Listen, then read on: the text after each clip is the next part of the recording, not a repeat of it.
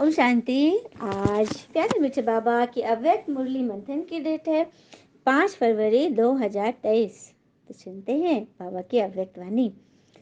तो बाबा ने इस टाइटल दिया है, एकाग्रता की शक्ति से दृढ़ता द्वारा सहज सफलता की प्राप्ति। एकाग्रता की शक्ति से दृढ़ता द्वारा सहज सफलता की प्राप्ति। तो आज बाबा अपने ब्राह्मण संस्कार के रचता भोले बाबा अपने चारों ओर के ब्राह्मण परिवार को देख रहे हैं। ब्राह्मण संसार के रचता भोले बाबा अपने चारों ओर के ब्राह्मण परिवार को देख हर्षित हो रहे हैं, जो कि इस पूरे संसार की आत्माओं में से विशेष महान आत्माएं हैं। तो अपनी सबसे महान आत्माएं अपनी रचना को रचता भोले बाबा देख रहे हैं। बाबा कहते हैं कि आप ब्राह्मण आत्माओं की श्रेष्ठ वृत्ति, श्रेष्ठ दृष्टि व श्रेष्ठ कृति द्वारा ही विश्व की आत्माएं में आप श्रेष्ठ बने हुए निमित्त हो। मतलब सबसे आप श्रेष्ठ हो। क्यों श्रेष्ठ है?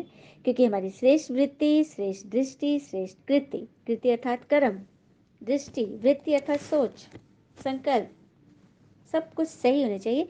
देखो, श्रेष्ठ व्यक्ति कौन बनता है? जिसके मन में कोई अहंकार नाम का चीज हो, कोई दिखावा नहीं, और जो भी करे ईश्वर के नाम पे करे, सच्चा समझ के करे। एक प्रसंग सुनते हैं। एक बार एक मोहम्मद नाम के मुसलमान संत हुए। कई बार हज यात्रा करने के कारण उन्होंने अपने नाम के आगे हाजी शब्द जोड़ दिया और हाजी मोहम्मद कहलाने लगे। उन्होंने 60 बार हज यात्रा की और नियमित रूप से प्रतिदिन 5 वक्त की नमाज पढ़ा करते थे। एक दिन उन्होंने स्वप्न देखा कि उनका शरीर छूट गया है, हाँ, और स्वर्ग और नरक की सीमा पर खड़े हैं, जहाँ एक फरिश्ता एक छड़ी लेकर खड़ा है। फरिश्ते का काम था कि हर आने वाले दिवंगत आत्मा से उनके शुभ अशुभ कर्मों के बारे में पूछताछ करके उन्हें स्वर्ग या नरक भेजे, जन्नत या दोजख। हाजी मोहम्मद की बारी आने पर फरिश्ते ने पूछा, तुमने अपने जीवन में क्या शुभ कर्म किए? हाजी बोले, मैंने 60 बार हज किया है। फरिश्ता बोला, तूने हज जरूर किए, लेकिन इसका तुझे बहुत गुमान था और इसी वजह से तू अपने नाम के आगे खुद ही हाजी लगा दिया। इसी गुमान के कारण हज का जो फल तुझे मिलना था वह नष्ट हो गया।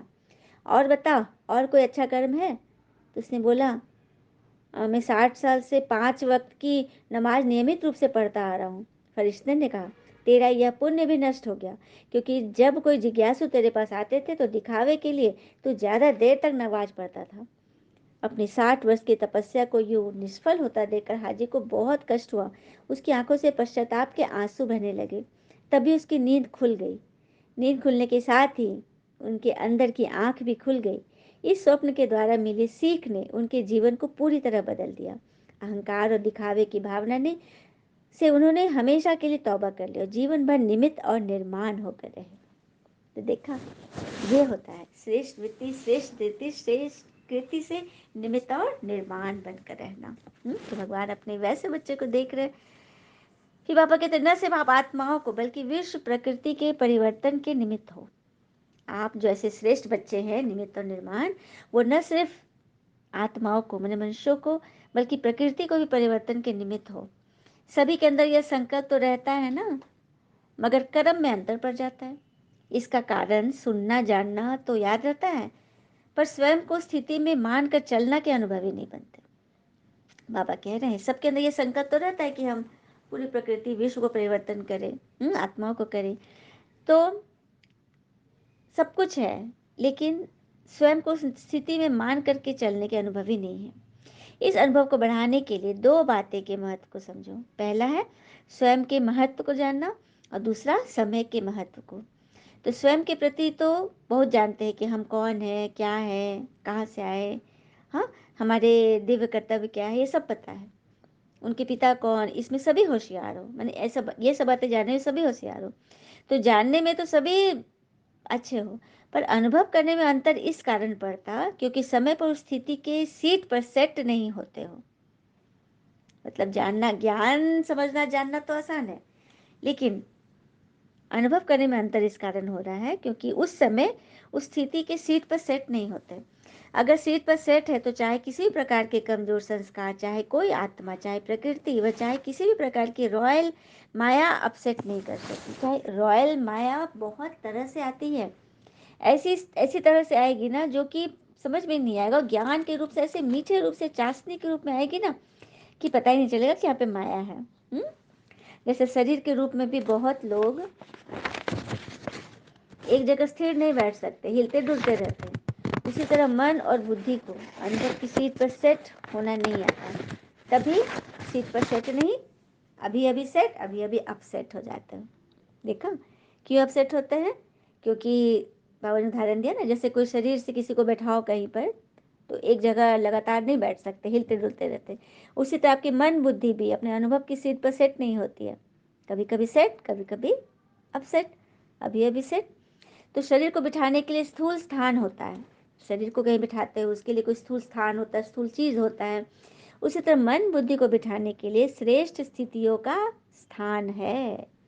मन की कुर्सी कौन सी है? तो श्रेष्ठ स्थिति का स्थान, मतलब आत्मिक सीट। जैसे छोटे बच्चे चंचल हो, बचपन का खेल बहुत करते हैं, तो इस समय बचपन के खेल समाप्त कर मन बुद्धि को एकाग्र करो। बाबा कह रहे हैं बचपन का खेल बहुत हुआ, खेल कूद मुझे नहीं आता बाबा, मुझे माफ कर दो, दूध भात हम लोग सब करते हैं। तो बाबा कहते हैं वो बंद करो, अब तो मन बुद्धि को एकाग्र करो। एकाग्रता की शक्ति सहज निर्विघ्न बना देती है, जिसे मेहनत करने की आवश्यकता नहीं पड़ती। सहज निर्विघ्न होगा तो मेहनत नहीं करना पड़ता, क्योंकि ये शक्ति एक बाबा दूसरा न कोई, ये अनुभूति सदा कराती है। कौन सी शक्ति? एक बाबा दूसरा न कोई। अगर बाबा नहीं है तो वहां पे फिर विकर्म ही है, इसीलिए बाबा को साथ रखो। एक रस स्थिति बनाती है, सर्व प्रति कल्याण की वृत्ति बनाती, भाईचारा की दृष्टि सिखाती।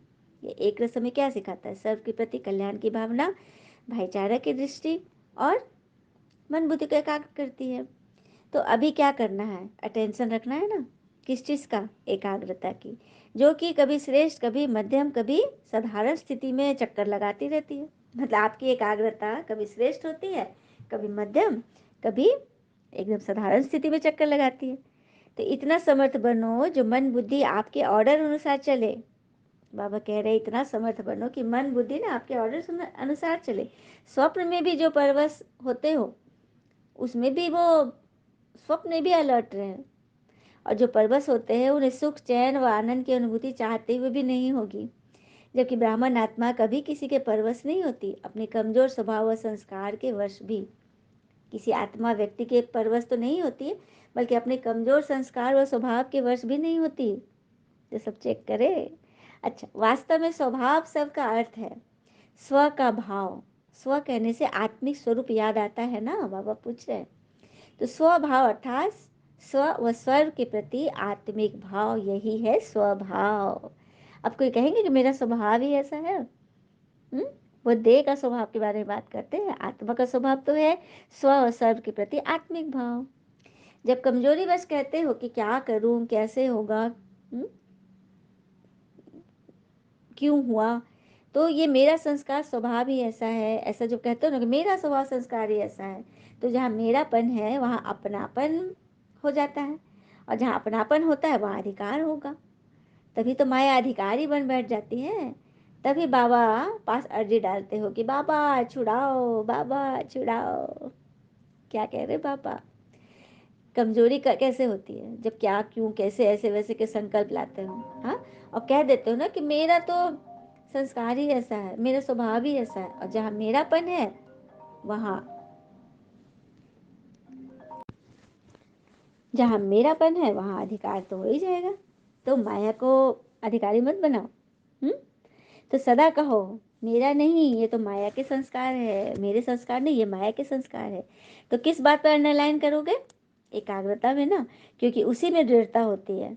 जहाँ दृढ़ता है वहाँ सफलता गले का हार है। फिर बाबा ने पर्सनल मुलाकात करी दादियों से, तो कह रहे हैं बाबा कि ड्रामा के हिसाब से वर्तमान समय बहुत तीव्र गति से बढ़ रहा है और अति में जा रहा है।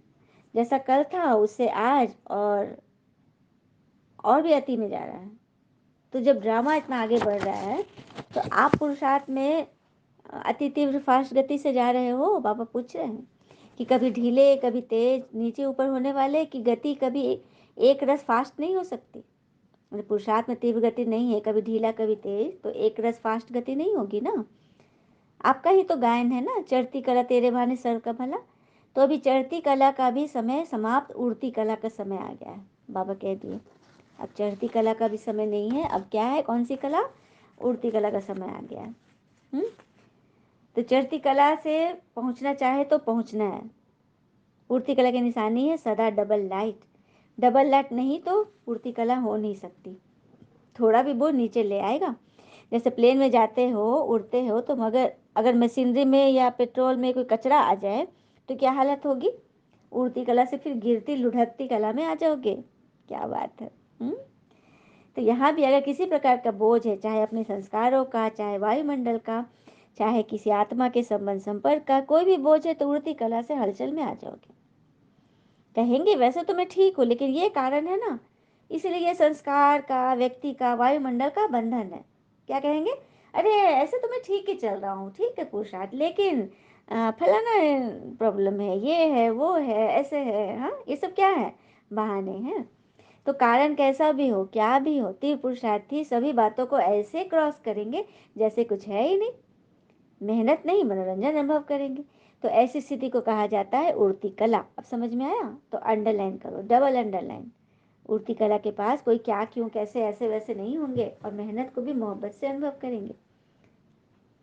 तो ऐसी स्थिति है, बनी है। हाँ, तो उड़ती कला है या कभी कभी नीचे आने का, चक्कर लगाने का की कला है। कहीं भी लगाव न हो, जरा भी कोई आकर्षण आकर्षित न करे। रॉकेट भी तब उड़ सकता है जब धरती के आकर्षण से परे हो जाए, नहीं तो ऊपर उड़ नहीं सकता। न चाहते हुए भी नीचे आ जाएगा। तो कोई भी आकर्षण ऊपर नहीं ले जा सकती, कोई भी आकर्षण, चाहे किसी का अच्छाई का आकर्षण या किसी बुराई का आकर्षण, किसी क्वेश्चन का, दर्द का, चिंता, कोई आकर्षण नहीं जो संपूर्ण बनने नहीं देगी। तो चेक करो, संकल्प में भी कोई आकर्षण आकर्षित न करे, सिवाय बाबा के और कोई आकर्षण नहीं हो। भगवान का ही आकर्षण है जो हमें हमेशा शक्तियों से भरपूर करते हैं।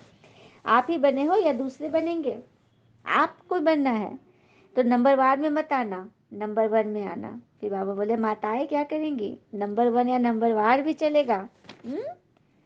108 नंबर बनेंगे कि पहला नंबर बनेंगे, क्या बनेंगे।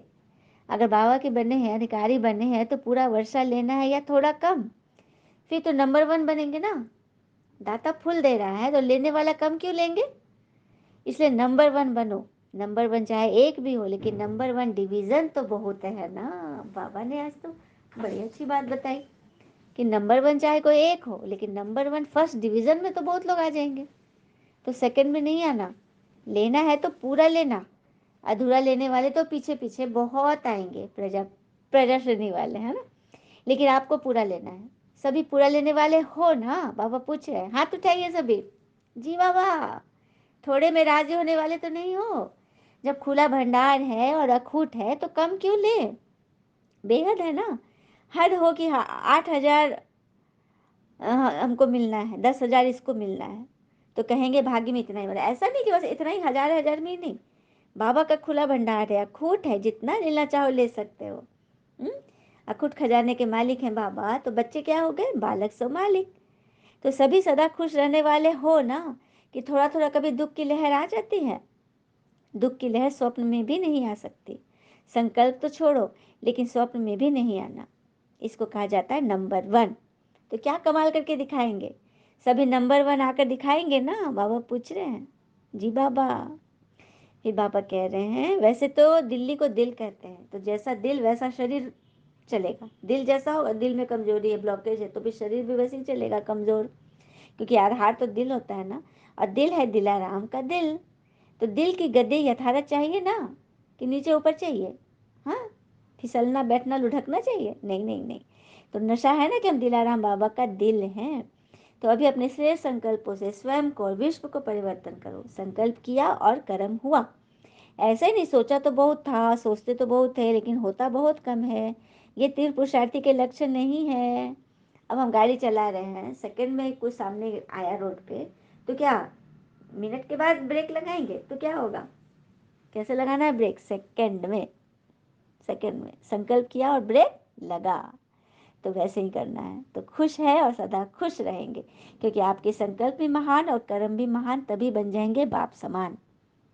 तो यह पक्का निश्चय है ना, खुश रहने वाले ही खुश नसीब है। यह पक्का है या थोड़ा थोड़ा कच्चा है, बाबा ऐसी क्लास लेते हैं ना बच्चों की कि क्या बोले, पक्का है या थोड़ा थोड़ा कच्चा है। फिर बोल रहे बाबा कच्ची चीज़ अच्छी लगती है क्या, पेट भी खराब होगा। पक्के को पसंद किया जाता है ना, तो पूरा ही पक्का रहना।